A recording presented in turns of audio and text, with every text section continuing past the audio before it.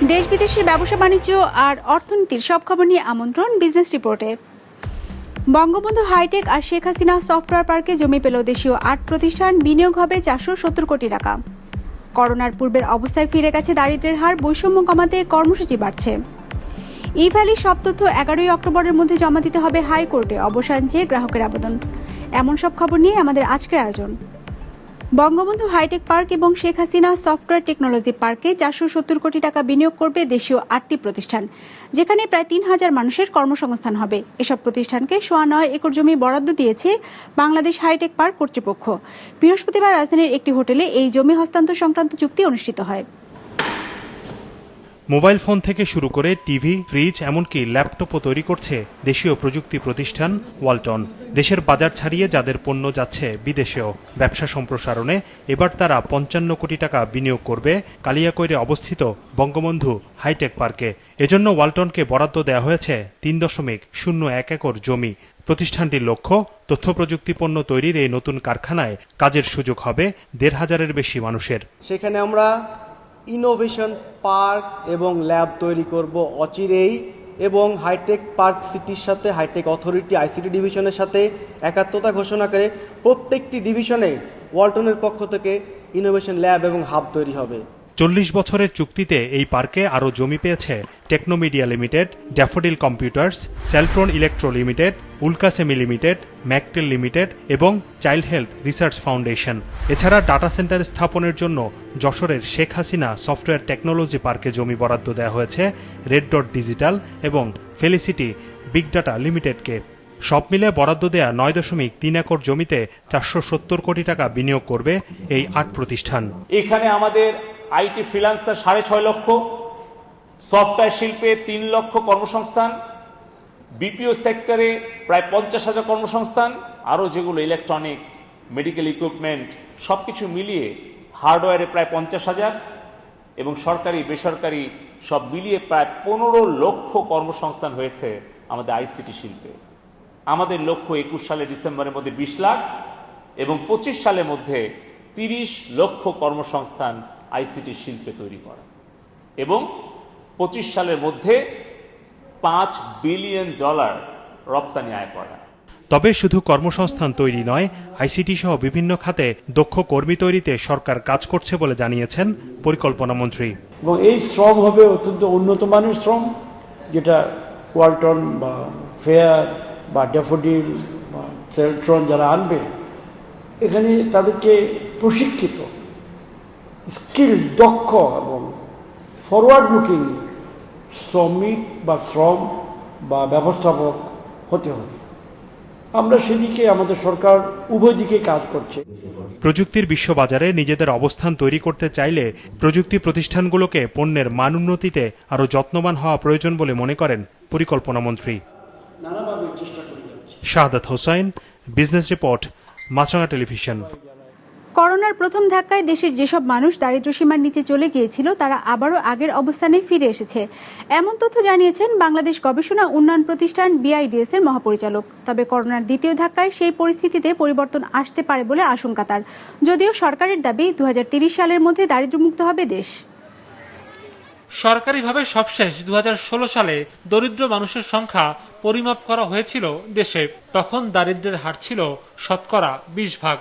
যদিও গেল ১.৫ বছর ধরে চলা মহামারীতে তা অন্তত ৪৫% উঠে গিয়েছে বলে ব্র্যাক, PPRC, সানেম আর CPDর একাধিক গবেষণায় উঠে এসেছে। সংস্থাগুলোর হিসেবে এই সময়ে ২.৫ থেকে ৩ কোটি মানুষ নতুন করে দরিদ্র হয়েছে। এমন অবস্থায় সরকার নতুন করে কোনো পরিসংখ্যান প্রকাশ না করলেও সরকারি সংস্থা BIDS এ নিয়ে গবেষণা করেছে। 2016-তে ছিল 25%, আমরা by the end of the January 2021 আমরা ওই 2016 লেভেলেই ফিরে গেছি। So in a sense you could say 5 বছর was lost in the process. That is not a mean thing. What I am trying to say, definitely recovered, but আমরা এখনো 16 লেভেলটাই rich করেছি। Second ওয়েভের জন্য সিমুলেশন করা সেটা আমাদের বাকি আছে। অনুষ্ঠানে ২০১৬ সালের দারিদ্র্যের হিসেবে একটি গবেষণা প্রতিবেদন উপস্থাপন করা হয়, যেখানে বলা হয় দেশে অতি দারিদ্র্যের হার 10 ভাগ হলেও কুড়িগ্রামে তা 54 ভাগের মতো। শুধু উত্তরের ওই জেলা নয়, দুর্গম আর নদীবর্তী সব জেলাতেই দারিদ্র্যের হার জাতীয় গড়ের দ্বিগুণেরও বেশি, যার বড় কারণ দারিদ্র্য বিমোচনে নেওয়া উদ্যোগের বহুমুখীকরণের অভাব। অপ্রতুলতা আছে সরকারের কর্মসূচিরও। আমরাও আমাদের অষ্টম পঞ্চবার্ষিক পরিকল্পনা এই বিষয়টাকে গ্রহণ করে সর্বগরিব 15টি উপজেলা চিহ্নিত করেছি এই কারণে যে ওদের জন্য বিশেষ আমরা নজর দেবো। আমাদের ব্যয়গুলো দারিদ্র্য বান্ধব, কারণ আপনি যদি দেখেন আমাদের গ্রাম এলাকা ভিত্তিক প্রকল্প অনেক বেশি শহর কেন্দ্রিকের চেয়ে। কাজে আমি যেটা বলতে চাচ্ছি, গ্রাম শহরে পার্থক্য ঘুচানোর জন্য আমরা সুনির্দিষ্টভাবে পদক্ষেপ নিয়ে চলেছি। সেই সঙ্গে ঢাকা, চট্টগ্রাম কিংবা নারায়ণগঞ্জের বাইরে শিল্প কারখানা ছড়িয়ে দেওয়া গেলে কর্মসংস্থান বৃদ্ধির পাশাপাশি ওইসব এলাকায় দারিদ্র্যের হার কমিয়ে আনা সম্ভব বলে উল্লেখ করা হয় আলোচনায়। Sourav Rahman, business report, Maasranga television. E commerce প্রতিষ্ঠান ই-ভ্যালির সব তথ্য 11 অক্টোবরের মধ্যে জমা দিতে নির্দেশ দিয়েছে high court. Registrar for joint stock companies and ফার্মসকে এসব নথি জমা দিতে হবে। বিচারপতি মোহাম্মদ খুরশিদ আলম সরকারের একক বেঞ্চ বৃহস্পতিবার এ আদেশ দেন। ই-ভ্যালির অবসায়ন বা বিলোপ সাধন চেয়ে এক ভোক্তার করা আবেদনের শুনানিতে এ আদেশ দেয় হাইকোর্ট। এর আগে কেন অবসায়ন করা হবে না তা জানতে চেয়ে নোটিশ দেয় হাইকোর্ট। সেই সঙ্গে প্রতিষ্ঠানটির সমস্ত সম্পত্তি বিক্রি ও হস্তান্তরের উপর নিষেধাজ্ঞা দিয়েছে আদালত। ই-ভ্যালির গ্রাহক ফরহাদ হোসেন ই-ভ্যালি থেকে একটি পণ্য কিনেছিলেন, কিন্তু পণ্যটি ক্রয়ের 5 মাস পরেও তা হাতে পাননি। এরপর তিনি ই-ভ্যালির অবসান চেয়ে একটি আবেদন করেন। বাংলাদেশ ব্যাংক গভর্নর, ই-ক্যাব, ভোক্তা অধিকার সংরক্ষণ অধিদপ্তর, প্রতিযোগিতা কমিশন ও ই-ভ্যালি সহ 11 প্রতিষ্ঠান ও ব্যক্তিকে বিবাদী করা হয়েছে। মহামান্য হাইকোর্ট ডিভিশন একটা ডাইরেকশন দেয় registrar for joint stock companies and ফার্মকে, যাতে তারা ই-ভ্যালির সমস্ত নথি তারা 11 তারিখে হাইকোর্টে সাবমিট করে। আমাদের প্রেয়ারগুলি ছিল, একটা ছিল হচ্ছে গিয়ে ই-ভ্যালির সমস্ত সম্পত্তি, স্থাবর এবং অস্থাবর সম্পত্তি যেন কোনোভাবে বিক্রি, ট্রান্সফার অথবা অন্য কোনোভাবে হস্তান্তর না করা যায়, সেটা কোর্ট অলরেডি 22 তারিখের অর্ডারে কোর্ট এটা এন্টারটেইন করেছে, এটা দিয়েছে। আমাদের আরেকটা প্রেয়ার ছিল একটা ইন্ট্রিম বোর্ড ফর্ম করে দেওয়ার ই-ভ্যালি কোম্পানিটার, সেটার কোনো অর্ডার আসেনি। বাট এই রেকর্ডসগুলি পর্যালোচনা করবে আগে কোনো একটা নেক্সট অর্ডার দেওয়ার আগে হাইকোর্ট। এসএমই প্ল্যাটফর্মে লেনদেন চালু করল দেশের প্রধান পুঁজিবাজার ঢাকা স্টক এক্সচেঞ্জ। বৃহস্পতিবার রাজধানীর নিকুঞ্জে অবস্থিত ডিএসসি ভবনে আয়োজিত এক অনুষ্ঠানে যার উদ্বোধন করা হয়। আপাতত 6টি কোম্পানি লেনদেন করবে এসএমই প্ল্যাটফর্মে, যার মধ্যে 4টি ওটিসি ফেরত প্রতিষ্ঠান। প্রাতিষ্ঠানিক বিনিয়োগকারীদের অগ্রাধিকার দেওয়া হবে এসএমই প্ল্যাটফর্মে লেনদেনে। আর সাধারণ বিনিয়োগকারীর কাছে যদি এসএমই প্ল্যাটফর্মে তালিকাভুক্ত কোম্পানির শেয়ার থাকে, তিনি শুধু তা বিক্রি করতে পারবেন। 2019 সালে ক্ষুদ্র ও মাঝারি শিল্পকে পুঁজিবাজার থেকে টাকা দিতে এসএমই প্ল্যাটফর্মের উদ্যোগ নেয় ডিএসসি। উদ্বোধনের প্রায় 2.5 বছর পর যার আনুষ্ঠানিক লেনদেন শুরু হলো। ব্যবসায় টিকে থাকবার জন্য, নিজের প্রতিযোগিতামূলক অবস্থানটা বাড়াবার জন্য আমাদের ব্যবসা প্রতিষ্ঠানগুলোকে কিন্তু ফর্মাল আর্থিক যে কাঠামো আছে তার মধ্যে সংযুক্ত হতে হবে। সেই জন্য আমি আমাদের ক্ষুদ্র মাঝারি উদ্যোক্তাদের কাছে আহ্বান জানাবো যে তারা যেন তাদের ব্যবসা বাণিজ্যের ক্ষেত্রে যে কমপ্লায়েন্স এবং আইনগত যে বিষয়গুলো আছে সেগুলি দিয়ে যেন তারা আপনার দৃষ্টি দেয়। আপনাদের মাত্র 6টি ফার্ম আমাদের সাথে যোগ দিয়েছেন আজকে। আমরা আশা করি অবিলম্বে আরও বেশি ফার্ম আমাদের কাছে আসবেন। তারা আর বেশি সুদের হারে অন্য জায়গায় থেকে তাদের টাকা নিতে হবে না, এখান থেকেই আপনারা উঠাতে পারবেন। এখানে আপনাদের কিছু ফর্মাল হতে হবে। ফর্মাল হতে হবে মানে আপনি অনেক বড় বিজনেস করেন কিন্তু বিজনেসের রেজিস্ট্রেশন নাই, অন্য যে কমপ্লায়েন্স ফ্যাক্টর সেগুলো নাই, এই কাজগুলো তাড়াতাড়ি করেন। মেইন মার্কেটের কোম্পানিগুলোকে লিস্টেড করতে যেরকম কঠিন ফর্মালিটিস তৈরি করি, এখানে সেই রকম ফর্মালিটিস তৈরি করা হবে না। কিছুটা মিনিমাম ফর্মালিটিসের মাধ্যমে আপনারা এখানে আসতে পারবেন।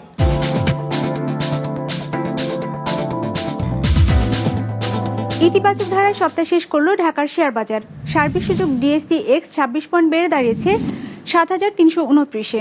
বেচাকেনা হয়েছে 2,502 কোটি টাকার। লেনদেনে অংশ নেওয়া শেয়ার ও মিউচুয়াল ফান্ডের মধ্যে দর বেড়েছে 165টির, কমেছে 171টির, আর অপরিবর্তিত আছে 39টির দর। এবার বাজার নিয়ে বিশ্লেষণ শুনবো অ্যালায়েন্স ক্যাপিটাল অ্যাসেট ম্যানেজমেন্টের। সপ্তাহের শেষ কার্যদিবসে market ended on a positive note both in terms of value and volume. আমরা লক্ষ্য করি যে ডিএসএক্স ইন্ডেক্স একটা নতুন পিক রিচ করেছে অ্যাট অ্যাপ্রক্সিমেটলি 7,329 পয়েন্টস। তার পাশাপাশি আমরা আরও লক্ষ্য করি যে এই সপ্তাহের সব কার্যদিবসগুলোতে DSEX index consistently maintain a positive trend. আজকে মার্কেট টার্নওভার ছিল অ্যারাউন্ড 2500 কোটি টাকা, which we feel is very significant. Overall market behaviour দেখে আমাদের রিসার্চ মনে করে যে দিনের পর দিন ক্যাপিটাল মার্কেটের প্রতি ইনভেস্টরদের আগ্রহ বাড়ছে এবং এটির প্রভাব আমরা ইন্ডেক্সগুলোতে দেখতে পাই। Finally, in terms of sector performance, amongst the top 3 performing sectors, আমরা দেখতে পাই যে textiles contributed 10.5% to overall market turnover, fuel contributed 11.8%, and finally pharmaceuticals and chemicals, which outperformed all the other sectors, contributed 16.32%. মরুর ফল সাম্মাম চাষে সফল হয়েছেন কুমিল্লা জেলা সদরের বলরামপুরের কাজী আনোয়ার হোসেন। কুমিল্লা প্রতিনিধি জাহাঙ্গীর আলম ইমরুলের পাঠানো তথ্য ও ছবিতে ডেস্ক রিপোর্ট। সাম্মাম আকৃতিতে তরমুজ এবং ঘ্রাণে অনেকটাই বাঙ্গির মতো। চলতি বছরের জুনে জেলা সদরের দক্ষিণ উপজেলার বলরামপুরের 40 শতক জমিতে মরুর ফল এই সাম্মাম চাষ করেন কাজী আনোয়ার হোসেন। প্রায় 2 মাসেই ফলন পান তিনি। সাম্মাম উৎপাদনে আনোয়ারের খরচ পড়েছে 1,20,000 টাকার মতো। এ পর্যন্ত বিক্রি করেছেন 3 লাখ টাকার ফল। আমি সাম্মাম চাষটা মূলত বিদেশে একটা রপ্তানি হইতে এটা চাষ করতে আছে। আমি ইউটিউবে দেখে এই জিনিসটা উদ্বুদ্ধ হয়েছে এই জিনিসটা করার জন্য। প্রথমবার হওয়াতে আমি বুঝতে পারিনি এটা রোগবালা বা পোকামাকড় বা ফলটা কবে কাটতে হবে হতে হবে, তবে আমি বুঝতে পারিনি। আশা করছি আমি সামনের দিকে এটা আমি করব। দেশে ফলটি নতুন হওয়ায় এবং চাহিদা থাকায় ক্ষেত থেকেই বিক্রি হয়ে যাচ্ছে সাম্মাম। ফলটি দেখতে খেতেও যাচ্ছেন অনেকে। স্বাদ নেওয়ার জন্য, নতুন কিছু দেখার জন্য এখানে এসেছি। আসার পরেই উনি একটা ফল কেটে আমাদেরকে খাইয়েছেন। অসম্ভব নতুন, মানে এক্সাইটেড আর কি। আমি এটা টেস্টের ব্যাপারে খুবই এক্সাইটেড। আমি শুনেছি যে এখানে একটা সাম্মাম ফলের বাগান হয়েছে, সেই কারণে বাগানটা দেখতে আসছি। ফলটির আবাদ সম্প্রসারণে আগ্রহীদের প্রয়োজনীয় পরামর্শ ও সহযোগিতার আশ্বাস দিয়েছেন কৃষি কর্মকর্তারা।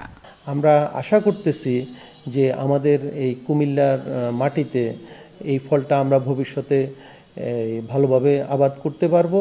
আরও যাতে ব্যাপক আকারে আমাদের অন্যান্য কৃষকরা করে সেই জন্য আমরা ব্যবস্থা নিব, তাদেরকে প্রশিক্ষণ দিব এবং সরকারের যতটুকু সহায়তার সুযোগ আছে আমরা সর্বোচ্চ দেওয়ার চেষ্টা করব।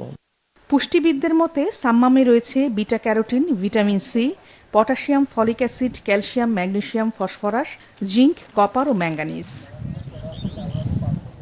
Business report, Maasranga television. 3 বছরের মধ্যে অপরিশোধিত তেলের দাম সর্বোচ্চ পর্যায়ে পৌঁছেছে। মঙ্গলবার ব্যারেল প্রতি তেলের দাম উঠেছিল $80.69, আর বৃহস্পতিবার তার বিক্রি হয়েছে $79। চাহিদার তুলনায় উৎপাদন কমে আসাকেই তেলের দাম বৃদ্ধির কারণ হিসেবে দেখছেন বিশ্লেষকরা। ডেস্ক রিপোর্টে বিস্তারিত। তেল সংকটে ব্রিটেনের বড় শহরগুলোতে অধিকাংশ পেট্রোল পাম্পই বন্ধ। যেগুলো খোলা রয়েছে সেগুলোতে সীমিত করা হয়েছে সেবা। এমন অবস্থায় জ্বালানির জন্য এসে দীর্ঘ লাইনে দাঁড়িয়ে অপেক্ষা করতে হচ্ছে ব্রিটিশ নাগরিকদের। It's not that difficult. There is lots of petrol stations open. They're open, but the queues are like an hour at least. You have to wait at least an hour. If you're lucky, you can get on a petrol stations where there is 2 queues. One of the queue, it's shorter, but that's really rare. It's really bad. মোট 8,380টি refill station রয়েছে যুক্তরাজ্যে, যার 3 ভাগের 2 ভাগ স্টেশনই দেশটির petrol রিটেইলার্স অ্যাসোসিয়েশনের সদস্য। সংগঠনটির দাবি, তেল সংকটে গেল মঙ্গলবার তাদের সদস্যভুক্ত 37 ভাগ পাম্প বন্ধ রাখতে হয়েছে, কেননা পর্যাপ্ত লরি চালক না থাকায় তেল সরবরাহ বাধাগ্রস্ত হচ্ছে। আন্তর্জাতিক গণমাধ্যমগুলো বলছে প্রায় 1 লাখ লরি চালকের ঘাটতি রয়েছে ব্রিটেনে। We're very, very focused on making sure that we get enough drivers. We've stood up military drivers, and we want to just make sure that we get enough petrol into the forecourts that can actually mean that we have enough supply for demand. যুক্তরাজ্য সহ ইউরোপে জ্বালানি সংকটের মধ্যে আন্তর্জাতিক বাজারে দাম বাড়ল তেলের। হিসেব বলছে 23 সেপ্টেম্বর প্রতি ব্যারেল অপরিশোধিত তেলের দাম ছিল $77.60। 28 সেপ্টেম্বর যা $80.69 পৌঁছে। 2018 সালের অক্টোবরের পর যা সর্বোচ্চ দর। করোনা মহামারীতে চাহিদা কমে আসায় জ্বালানি তেলের উৎপাদন কমিয়ে আনে যুক্তরাষ্ট্রসহ ওপেকভুক্ত দেশগুলো। বিশ্লেষকরা বলছেন, বর্তমানে নিউ নরমাল পরিস্থিতিতে চীনসহ সারা বিশ্বে তেলের চাহিদা বেড়ে যাওয়ায় বাজারে চাপ পড়েছে। এমন অবস্থায় চলতি বছরের শেষ নাগাদ প্রতি ব্যারেল জ্বালানি তেলের দাম $90 পৌঁছতে পারে বলে আশঙ্কা মার্কিন ব্যাংক গোল্ডম্যান স্যাক্সের। অপরিশোধিত তেলের দাম বাড়ায় বিশ্ববাজারে কয়লা, কার্বন ও গ্যাসের দামও বেড়েছে। এই পরিস্থিতিতে বৈশ্বিক অর্থনৈতিক পুনরুদ্ধারের গতি কমে যেতে পারে এমন আশঙ্কা করছেন বিশ্লেষকরা। করোনা মহামারীর কারণে ইতিহাসে প্রথমবারের মতো তেলের দাম $0 নিচে নেমে আসে। তথ্য বলছে গত বছরের এপ্রিলে 1 ব্যারেল তেলের দাম ছিল $-37। Imtiaz Hasan, business report, Maasranga television. দর্শক, আমাদের যে কোনো পর্ব নিজেদের সুবিধাজনক সময় দেখতে সাবস্ক্রাইব করুন বিজনেস রিপোর্টের অফিসিয়াল ইউটিউব চ্যানেল। ফেসবুক পেজে লাইকে আপডেট থাকুন ব্যবসা বাণিজ্যের আলোচিত সব ঘটনা সম্পর্কে। আর আপনাদের মতামত জানান কমেন্টস আর ইনবক্সে। আজ এটুকুই, বিদায় নিচ্ছি, ভালো থাকবেন।